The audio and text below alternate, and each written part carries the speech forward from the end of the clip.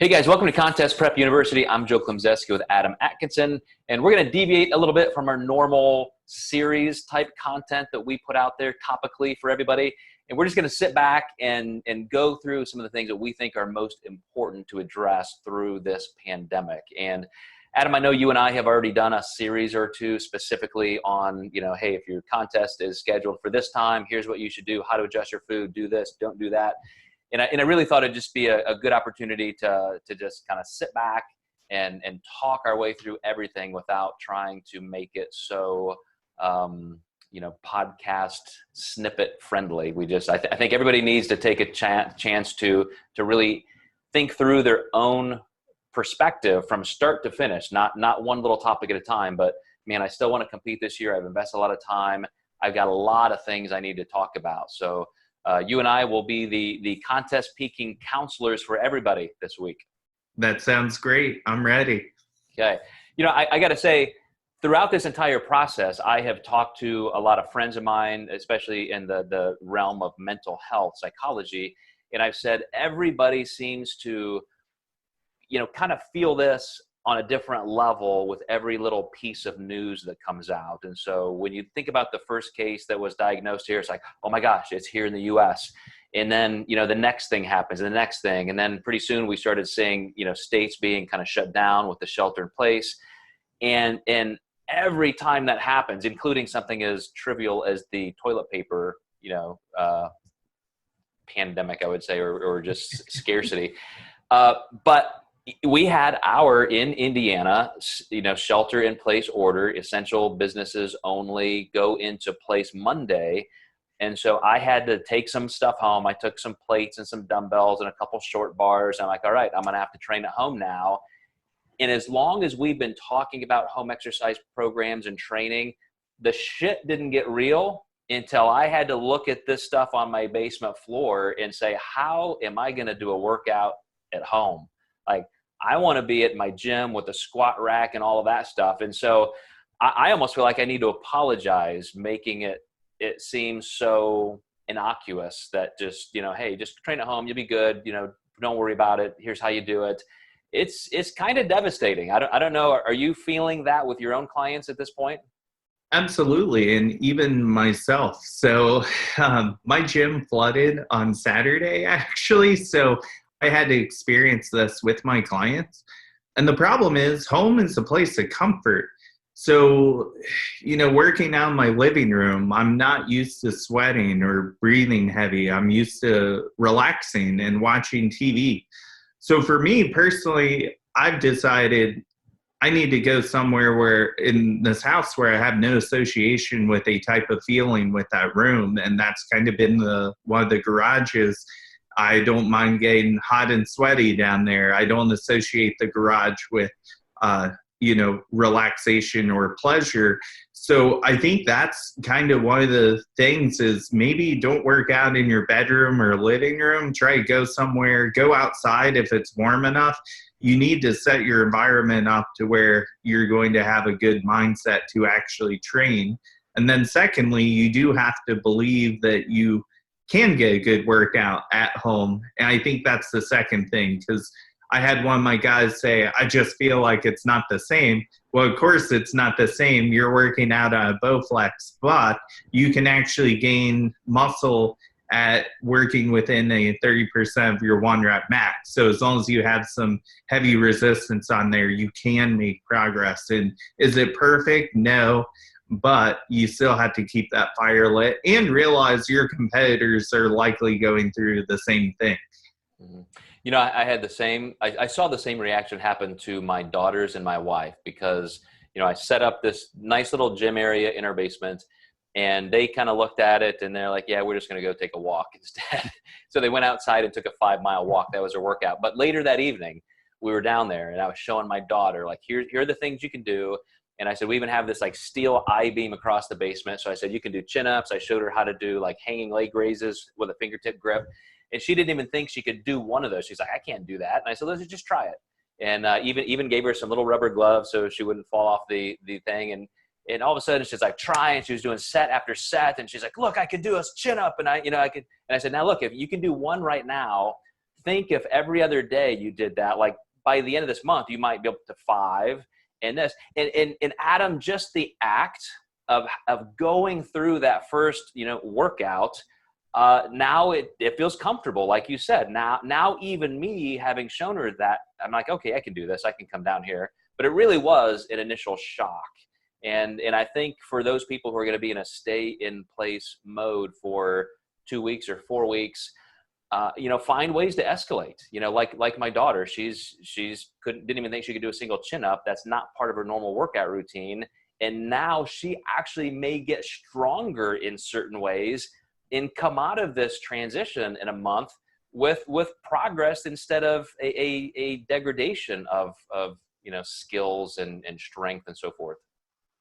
Yeah, absolutely. And I think that's a great time to learn how to do pull-ups and do different things. I think we're seeing a lot of the basics come back. Yeah, people are squatting again, they're lunging again, and they're doing it with body weight or added weight. And sometimes some of my clients have rougher knees, so they're doing it with banded assistance with a rafter in the basement maybe. But we're finding that this is kind of bringing a lot of people back to the basics. And I think that we're all going to get through this, and that you just really have to believe that you can make progress, just like you were saying with your daughter. Yeah, I would say, just to kind of wrap up this little section on training, do understand that this is probably not going to last for more than a month. I have no doubt that some of these initial 2-week stays will have to be extended.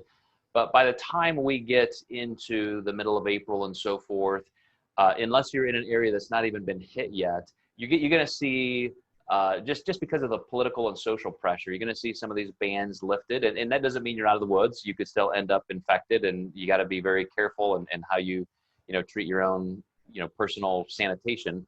But I would say just bunker in for at least a month of this, and really do your best to try and create some level of progression with metrics like that. Again, like it's not going to be normal, like you said, Adam, but there can still be progress made on different levels. Yeah, definitely.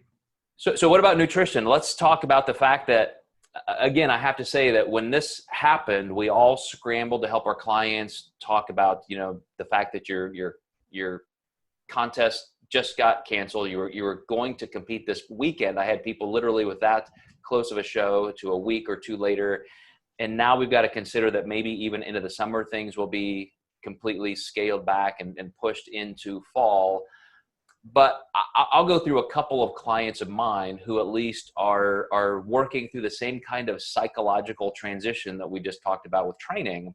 And one of my clients in particular is just killing it. Like all of a sudden she's like, oh, this gives me a greater opportunity. Now that I'm home, I can spend those extra few little minutes, training, working out. I've added this workout. All of a sudden her fat loss has doubled. I mean, from kind of a slow paced loser, somebody who is hypothyroid and just really struggles. Now with the extra time and intensity, I mean, she is focused and it's showing. And yet I have other clients. I have another one in particular who's like, yeah, I went to the store to buy like dumbbells and bands to work out, and I just bought chocolate instead and binged. And like you can see like the whole potential release of all of this work, all the intensity that she's put into the show being kind of deflated is having that kind of impact. So what are you seeing with all of your clients, and how are you helping them get through this?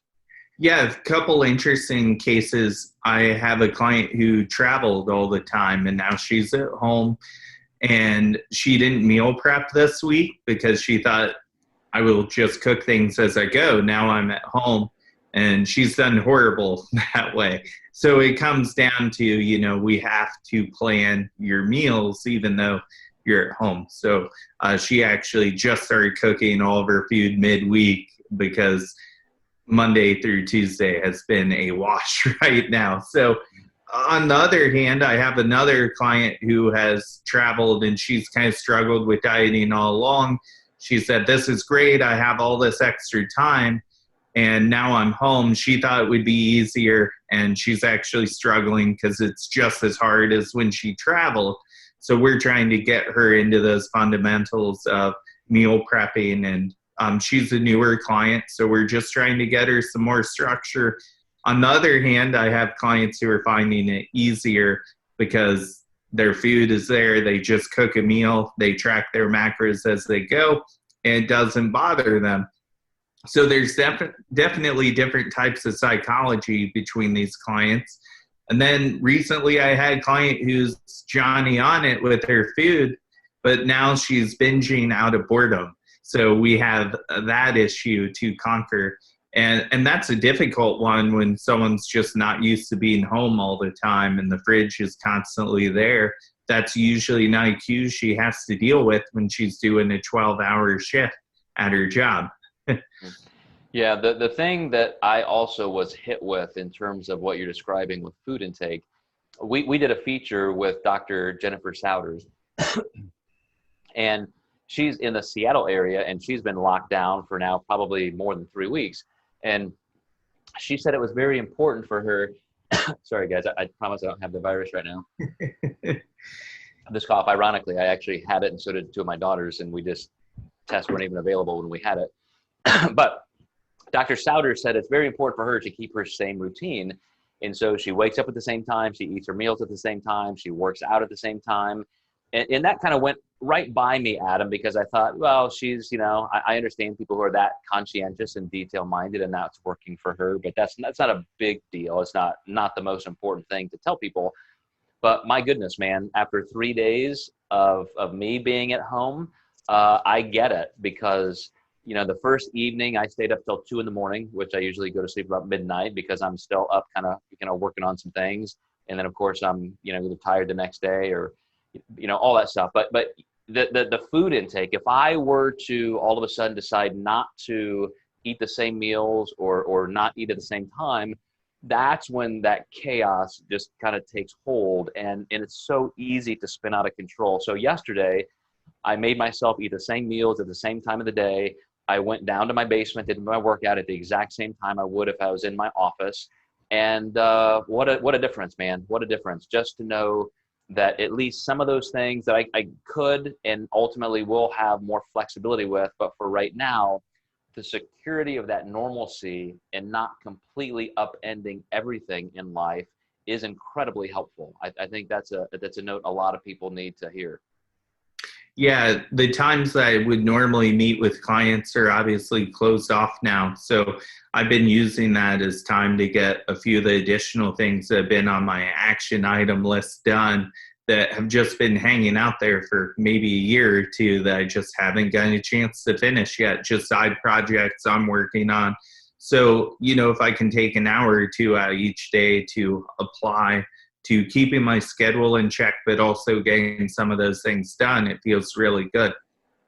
Absolutely. Well, let's talk a little bit about some of the changes specifically nutritionally for contest prep clients, because even though we did a short series on this, I think we really need to go through it all in context. And I had one client who said, okay, look, our first show was in June. I wasn't even one of these people who got really, thrown off track with April and even March shows being canceled, but I'm not even sure if June's going to happen. And she said, to be quite honest, I don't think it is. So you and I, Coach, have to make the decision. Do we still plan for June, or do we set our sights on this show in September that is an option? Because it's probably not the best strategy physically to completely get ready for June if it's going to be canceled. Like if I have the opportunity, if I have the knowledge ahead of time that it's probably going to be canceled, even though it's not yet, what do you think about retargeting that? And I said, I have to agree. Your logic is sound. I'm pretty sure that most of these organizations that have given a May 10th or through May kind of deadline are probably not going to see things in June. I don't even know if you would want to compete in June if this is going to require some travel with, the pandemic is still obviously going to be raging across certain parts of our country. And so, she made the decision. Let's just call an audible. Let's put it off into the fall and readjust our nutrition and so forth. on this specific point, Adam, what do you feel is going to happen in terms of scheduling, and how are you preparing your clients for those kind of decisions? Yeah, so I'm trying to plan the immediate future first. I've had clients who go over every possible scenario. So I'm trying to go in like June is going to happen, but having maybe a potential backup plan if it does not, maybe option number 2, but haven't really scheduled into option number 3 yet, because I'm just kind of saying, hoping it doesn't get there. And I'm in a predicament with a lot of my clients where I probably have 20 people who are ready and we're ready to step on stage this weekend. They've been reverse dieting for weeks and all of their shows got canceled. And now that we had rescheduled, and then the May 10th announcement came out and we're like, oh, we're really going to be a while before we're ready. So that immediate impact for some of my clients that have been reversing for 4 or 5 or 6 weeks, they're starting to get to a point where food intake's so high, it's hard for them to eat that much anymore. One of my girls nearly can't hit her intake, and she's getting leaner as we keep building her up. So I've had to say, hey, I want you to have some cheat meals and, just even, I hate to say, some dirty food just so you can get a large amount of calories in. But then on the other hand, I've had other clients like yours who are like, you know what, I just want to focus on September because I feel like that's actually going to happen. And she actually competed at the Arnold and she just wants one more go at it. So we're trying to do a pretty quick reverse diet, build some muscle, and then we're going to strip that back down again for September, but not get too far off track. Maybe go up 8 to 10 pounds, and that's about it, and dial her back in October maybe. Yeah, well, let's dig into those details a little bit more on the strategy, because my client who was targeting the summer, and I have a lot of clients who, summer and fall shows were the game plan from the beginning. So I have a particular pro in Canada who was just getting ready for a fall show. And he even had the same conundrum. He's like, okay, we've already started the dieting process. We've lost the first 10 or so pounds. I'm on track for fall. But just like my client who was targeting June, he said, what if that doesn't happen? Would I have wasted an entire 6 to 9 months? So this entire year basically of getting ready for a show that may not happen when I could have just had another great year of off season. And I'm like, gosh, that's another great, piece of logic to talk about. And so I said, well, let's do this. Let's at least take a little bit of a diet break. You've lost, I think he's lost about 15 pounds since the beginning of the year. And I said, you're doing great. We're ahead of schedule anyway. So let's start bringing your food back up a little bit, and we'll plan on maybe a month of just waiting to see. Let's just see as the data rolls in, see how society is handling this. And then we'll have a better option. But at least we're not pushing you further into, the season. At that point, you could then reaccelerate just as we had planned, and the break would have been better for you anyway, regardless. Or that was kind of a transition back into off season. So for those people doing summer and fall shows as their initial plan, I think those are the conversations to have with themselves and with their coaches. But I agree with you, Adam. People who were already ready for March, April, and May contests, I've done the same thing. I've simply had to say, look, I've got another guy who is, a tremendous, he's going to win a pro card. He's got this amazing physique, and he was ready. He was ready to go. Now we just simply had to go through that metabolic building phase of moving calories in, definitely adding a little bit of a cheat meal once a week just to get that calorie density, as you mentioned. And, he's still going to be ready if they give a go time for May. He's okay with that. And if he's ready for, if it's delayed till June, he's ready for that. Eventually, we're going to reach a point where we say, okay, wait a second. I was planning for March or April. Now we're already into the summer. We don't even know where this is going to end. I don't know if I've got this in me to continue. I'm assuming, Adam, you're taking those questions, as you said, kind of as they come. We're at least planning for June, end of May, June shows. If that doesn't happen and they delay till June or July, what do you feel like your clients who are already ready are going to need to do? What would your advice be to them at that point? Yeah, so meaning if the show gets delayed even further than June or July, I think psychology is going to play the major role in that. I'm finding personally my clients that did get the opportunity to compete at the Arnold, they hit the stage and they did get that reward, and they're a lot of them are done, and because they actually got to step on stage. I think a lot of those people are still going to want to go because they haven't gotten a chance to get on stage yet. And I think it's just that much more important to have those dynamics in coaching to maybe extend it out a little longer, but maybe say, hey, we have a cutoff on how long we're going to keep this up for. Because if you can just go into an off season and come back at nationals next year, that might be a better option, because you and I just discussed that these shows are going to be stacked when they happen, because everyone's just kind of waiting to swoop in right now. Mm-hmm. Well, for those people who are in that position physically, where you've increased your food a little bit, you've slowed down your pace, you're pumping the brakes a little bit to get ready for May and June. I do think that having a stair-stepped approach is important, Adam, exactly as you described. So let's plan on that. Let's do what we need to do.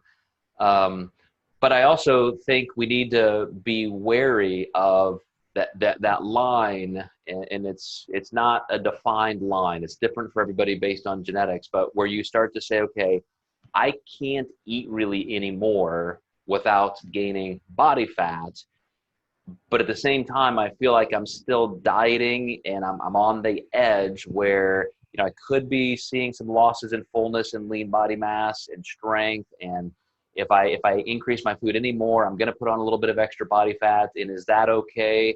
I think everybody needs to understand that if you're doing this with incredible precision and accuracy, and you're making those changes 1 week at a time, you're going to see that you really do end up in a fair place. What I mean by fair is, yes, there could be some metabolic cost, but you're doing the right thing by increasing your food.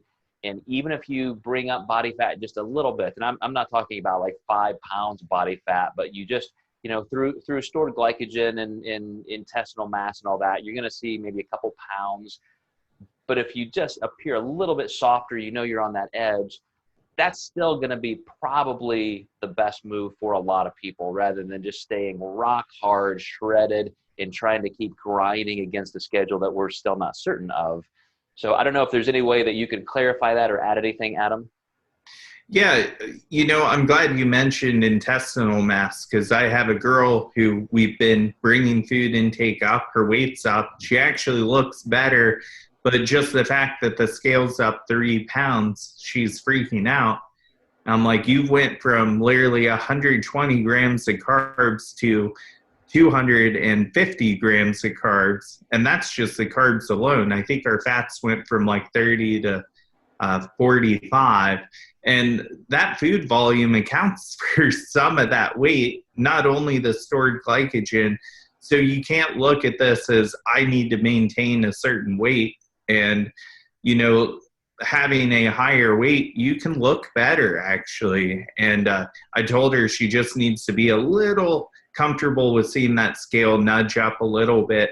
But now your metabolic rate's faster, so if we need to backtrack at all, it's going to be a really easy shift down, and then you'll be right back into striking distance if we come off of that leanness a little bit. So it's really not going to be that big of a deal. If anything, you'll lose body fat faster now that your intake's higher once we make that move down versus when you were in the core phase of your prep. Yeah, and I think you really led us right into what I would call the last position of that kind of metabolic continuum, where, if you are increasing your food to the point where you're afraid you're getting a little softer, getting a little body fat, as you mentioned, Adam, remember your metabolism is coming up, but also so is your ability to recover and train hard. And I realize there's a little bit of a conundrum between, being able to do that and maybe not accessing a gym.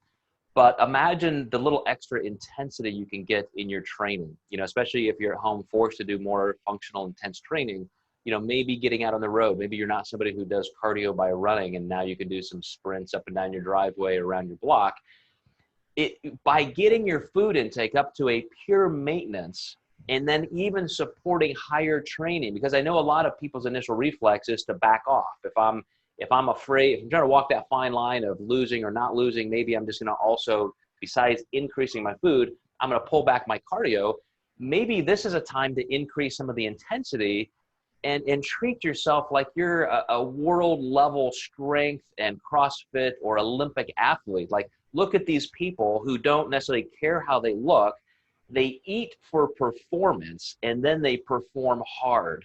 Imagine what it could be like as you're in this holding pattern leading towards summer, where you're able to eat so much food and train at such an incredible athletic level.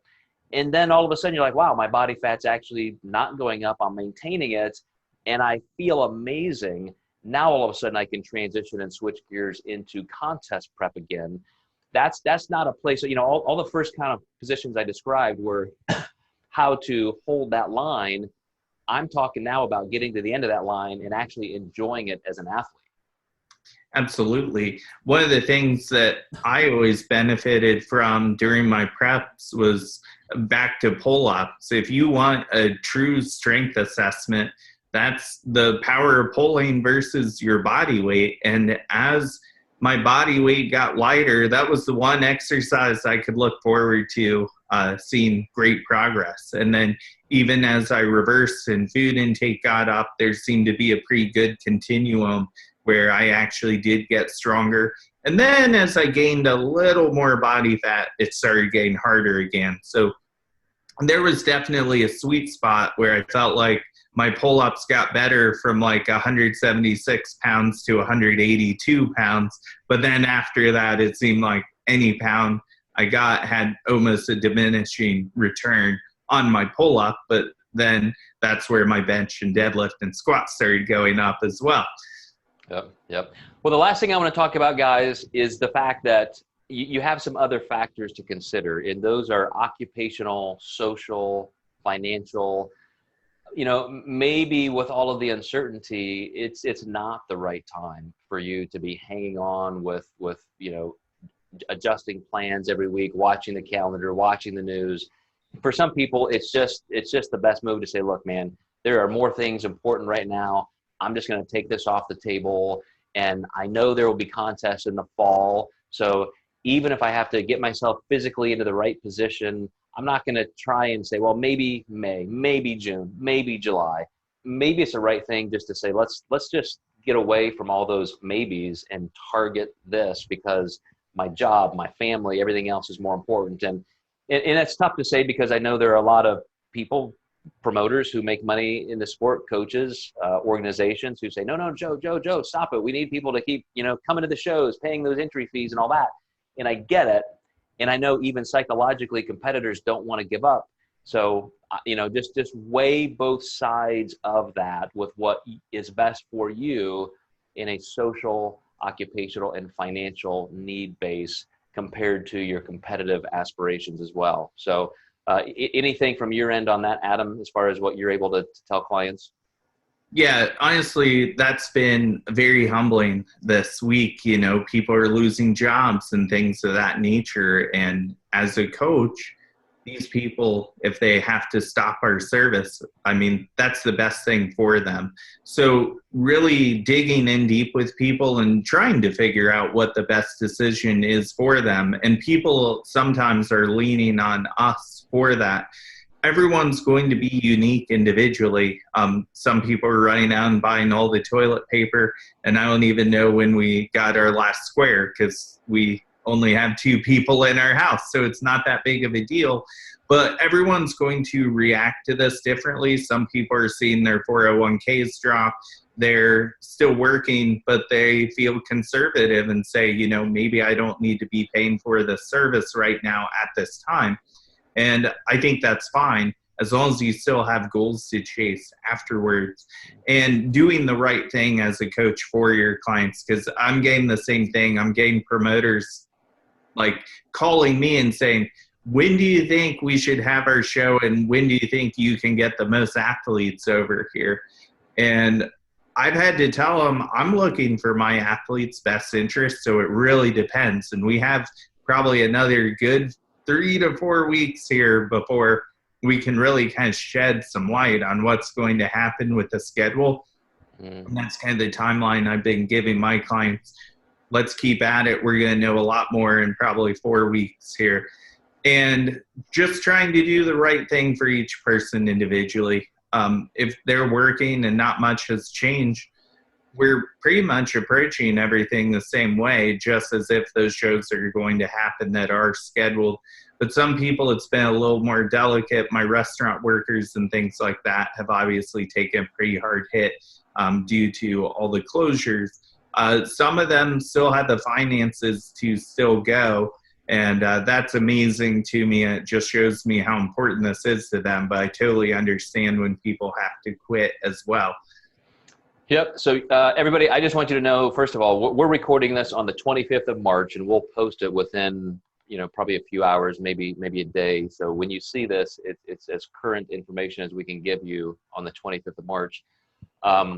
There is talk about, these arbitrary dates. Hey, by this date, by Easter, we're going to be back in business, country will be back to normal. Around that time in the next 3 weeks is about when we're going to start seeing the uptick into the worst of this. So we are not almost over this. It's going to get far, far worse. Probably the entire worst of this will be in April, may not be peaking until right around May, and then hopefully coming back down. But the United States geographically is huge. So you see these epicenters like Seattle and New York City. This stuff it still has a long way to travel. It's all over the country, of course, but some of these hot spots are not even going to be identified yet until we get further testing. So I really do have to tell you that the best case scenario, in my opinion, is going to be in July. I'm not saying that society is going to be closed until then. It's possible. But in terms of contests all across the country being back online and having the time to organize them and give people the dates and the leeway to actually plan for them, it's definitely, May 10th was the first delay. I don't think that's going to be able to stand. So just take that with a grain of salt. Keep watching the news. And from Adam and me, just take care of yourselves, take care of your families, and we'll help you as much as we can get through this as a competitor.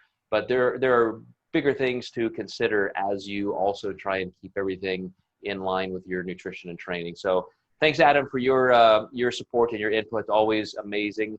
And we'll see you guys next time in Contest Prep University.